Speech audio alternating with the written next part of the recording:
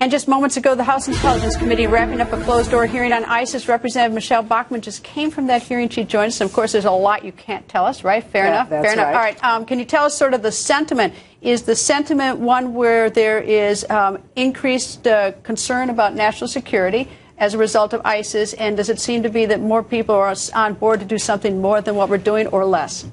No, absolutely. And this is totally bipartisan. On Intelligence Committee, it's a pleasure to serve because it's a very bipartisan committee, as it should be. We had all of the high power figures from the administration in the room, and we dealt not just with ISIS, but all of the other issues that are going on, aggression from China, also with Ukraine, and a number of areas. But it was really focused on ISIS more than anything. That's really what's capturing people's attention. And so those of us in the committee asked a lot of questions. This isn't new to us. We've studied this for well over 2 years. We saw this go up tempo. And I'm from Minnesota, which has a lot of, unfortunately, terrorist connections, particularly to ISIS. The first 2 Americans that were killed were, with the Islamic State were from Minnesota. We just had another 19-year-old girl. Why is that? What's going on in Minnesota? I know even Senator Franken on the other side, it was also a senator from your state, is concerned. What's going on in Minnesota? We're very concerned. People have a right to be safe in their homes, but things he was have working changed. at an airport for, I mean, of all places. I mean, can you think of a worse place to put someone? He had access to the tarmac, and he was also cleaning planes. This is the second one who had died fighting on behalf of ISIS. The only 9/11 convicted terrorist, Greta, came from my district in Minnesota. We have the largest population of Somalis outside of Somalia. And, of course, most Somalians are not a part of the terrorist activity, but we have a very long, deep connection.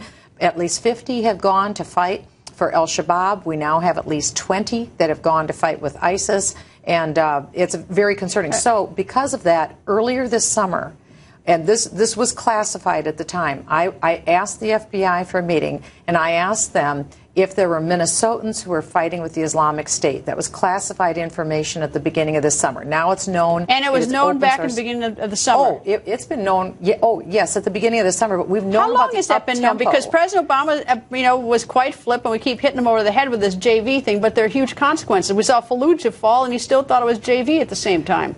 The committee has known about ISIS for well over 2 years. We saw the up-tempo probably beginning especially in the fall of last year, well over a year. If the committee knows it, I mean, I take it the people who are briefing the committee are the same people who work for President Obama, yes, right? Yes. So what, I mean, what's been the reason why, I mean, has President Obama just been, trying to protect us and keep it all quiet to himself while he's busy doing something, or has he been sort of cavalier and thinking this is the JV team and not paying attention to it? I can't tell you what the president's reasoning is, because I don't know. But I do know that all of this information was available to the White House on a daily basis. They knew what we knew and probably even more.